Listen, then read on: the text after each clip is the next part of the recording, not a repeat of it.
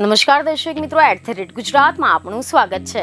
બહોળો રાજકીય અનુભવ ધરાવતા પૂર્વ નાયબ મુખ્યમંત્રી નીતિનભાઈ પટેલ રાજ્યના મુખ્યમંત્રી બનવાની 3 વખત તક ચૂકી ગયા હતા, પરંતુ જ્યારે તેમને મહેસાણા બેઠક પરથી દાવેદારી નોંધાવી ત્યારે એમ હતું કે કદાચ આ વખતે તેમનો મેળ પડી જાય, પરંતુ ભાજપના નવા નિયમો જૂના નેતાઓને તો નડી રહ્યા છે, તે જ માપદંડ નીતિન પટેલને પણ નડી રહ્યા હોય તેમ લાગે છે।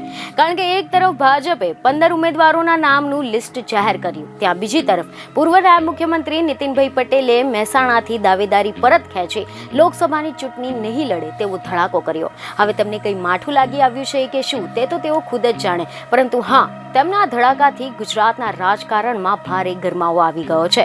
જોકે મીડિયા અહેવાલનું સારી એવી માહિતી મળી રહી છે કે મહેસાણા લોકસભા બેઠક પર પહેલા દાવેદારી કરી અને પછી દાવેદારી પરત ખેંચવા મુદ્દે નીતિન પટેલનું નિવેદન પણ સામે આવ્યું છે, જેમાં તેમણે જણાવ્યું છે કે ઉમેદવારોના નામનું પ્રથમ લિસ્ટ જાહેર કરાયું છે, જેમાં 15 નામો ગુજરાતની બેઠકના છે, જ્યારે અન્ય બેઠકો પર ઉમેદવારોના નામની જાહેરાત કરવાનું બાકી છે।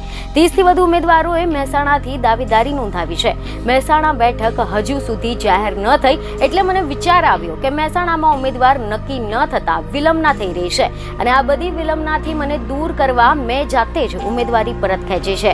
વધુમાં તેમણે જણાવ્યું કે જિલ્લા ભાજપ સંગઠનમાં એકતા જળવાઈ રહે તેના માટે મેં આ નિર્ણય લીધો છે। મારા શુભેચ્છકોને કેન્દ્રમાં અને મારા અભિપ્રાય આપેલો હતો, મારા નામની દરખાસ્ત પણ કરવામાં આવેલી હતી, પરંતુ આટલા બધા નામ જોતા મને એમ થયું કે મારું નામ પરત ખેંચવું જોઈએ। આ તમામ બાબત જોતા ઉમેદવારી પાછી ખેંચવાની મેં સોશિયલ મીડિયા મારફતે સૌ કોઈને જાણ કરી હતી। મેં કોઈના નામની ભલામણ કરી નથી। બીજને ખબરો સાથે ફરી મળીશું। ધન્યવાદ।